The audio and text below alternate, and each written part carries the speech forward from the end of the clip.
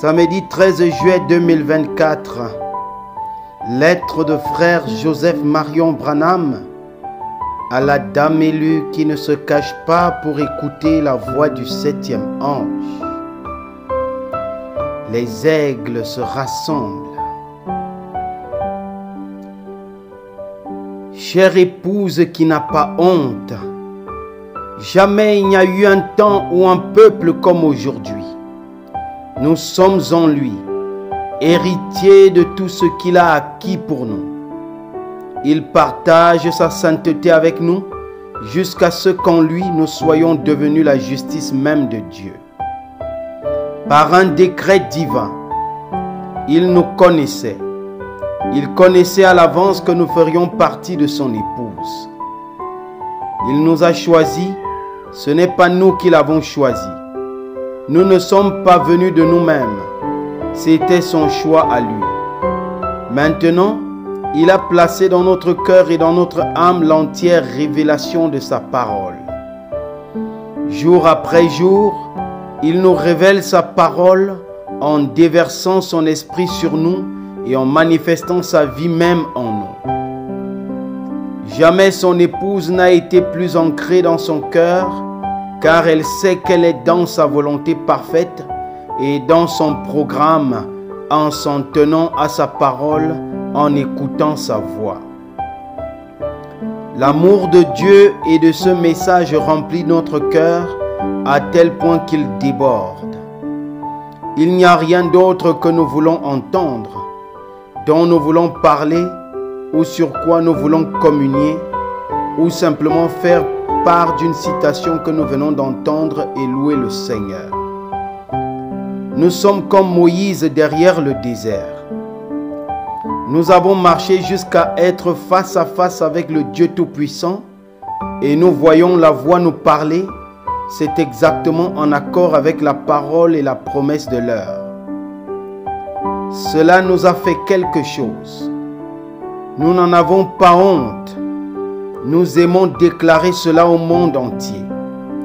Nous croyons que le Seigneur Jésus est le message de l'heure et que nous sommes son épouse.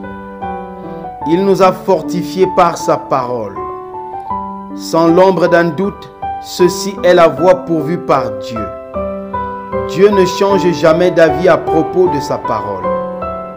Il a choisi son 7e ange pour appeler son épouse à sortir et pour qu'elle reste ensuite alignée sur sa parole.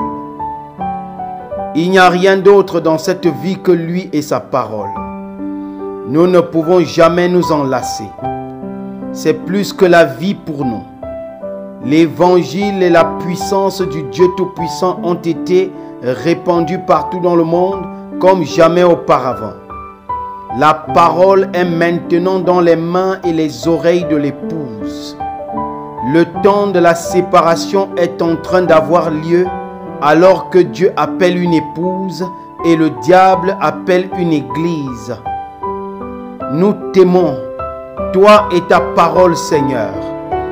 Nous ne pouvons pas nous en lasser. Chaque jour, nous sommes assis dans la présence de ta parole, en train de mûrir et de nous préparer pour ta venue qui est proche.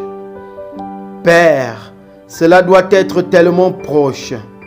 Nous pouvons le ressentir, Seigneur. Nous attendons en étant dans une grande expectative.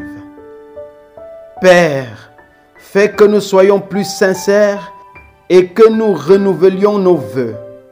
Nous savons que notre foi en ta parole brûle dans notre cœur.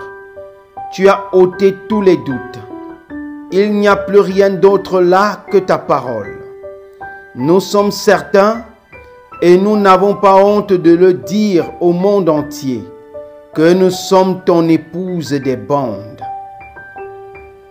Je désire inviter le monde entier à venir écouter avec nous ce dimanche à midi, heure de Jeffersonville, 17h, heure d'Afrique centrale, alors que nous écouterons le message A Shame, prêché le 11 juillet 1965,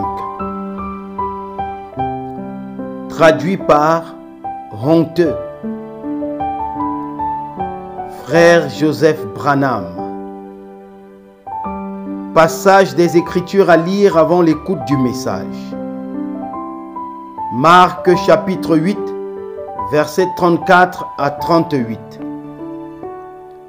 Que le Seigneur Jésus-Christ vous bénisse à l'écoute de sa parole.